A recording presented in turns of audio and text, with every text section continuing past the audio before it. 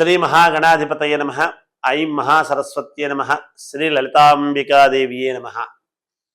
ద్వాదశ రాశుల యొక్క ఫలితాలు మే నెలకు సంబంధించి ఈ మే నెలలో అంతా కూడా ఎలా ఉండబోతున్నాయి, 12 రాశుల వాళ్లకు వాళ్ళ యొక్క స్థితిగతులు ఎలా ఉండబోతున్నాయి ఏమిటి అనే దాని గురించి ఇప్పుడు తెలియజేస్తున్నాను. కర్కాటక రాశి వాళ్లకు ఈ మే నెల అంతా కూడా ఎలా ఉండబోతుంది అంటే చాలా యోగదాయకముగా ఉంది, బాగుంది.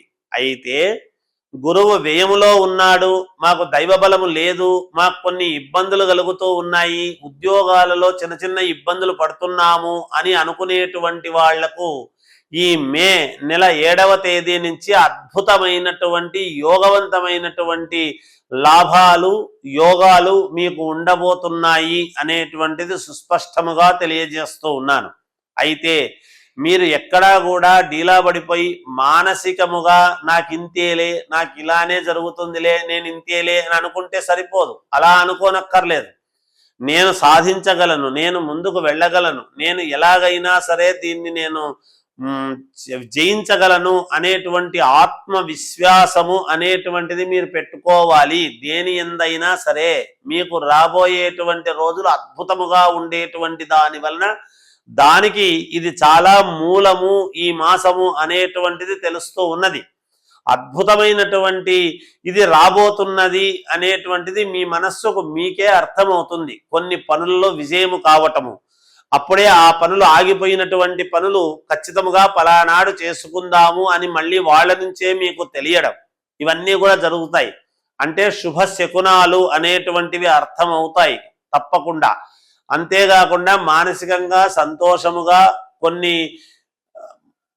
పుణ్యక్షేత్రాలకు వెళ్ళటం లాంటివి కానీ, దైవ సంబంధమైనటువంటి కార్యక్రమాలలో పాల్గొనడం లాంటివి కానీ జరుగుతాయి. అలాగే అనూహ్యముగా హోమ కార్యక్రమాలు జరిగేటువంటి చోటికి మీరు వెళ్ళటము కానీ, లేదా వాళ్ళు హోమం చేస్తుంటే మిమ్మల్ని ఉన్నటువంటి పిలిస్తే వెళ్ళాల్సినటువంటి అవసరము కానీ ఏర్పడవచ్చును అనేది అర్థమవుతూ ఉన్నది.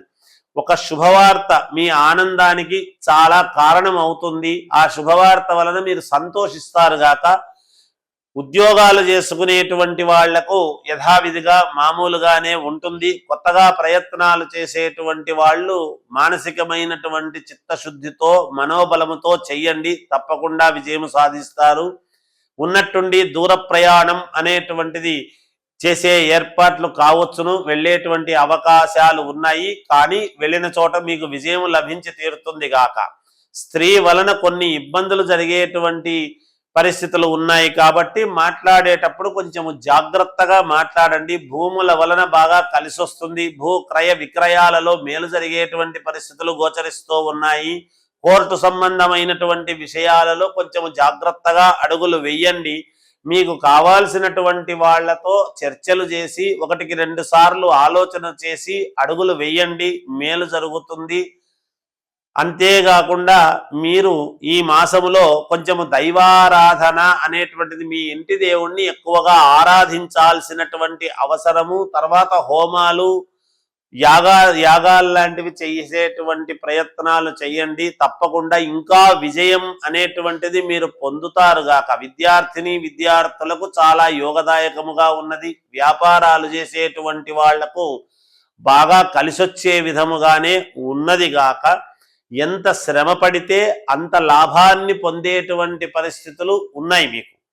అయితే మోక్షము అనేటువంటిది ఎప్పుడు అంటే మీరు పని చెయ్యంగానే వెంటనే ఆశిస్తారు, కానీ కొంచెం నెమ్మదిగా మోక్షం అనేటువంటిది అంటే దాని యొక్క ఫలితం కొంచెం వెంటనే రాకపోయినా ఇవాళ రావాల్సిన ఫలితం రేపు తప్పకుండా వస్తుంది అనేటువంటిది తెలుస్తూ ఉన్నది ఉన్నటువంటి గ్రహస్థితుల యొక్క దృష్ట్యా.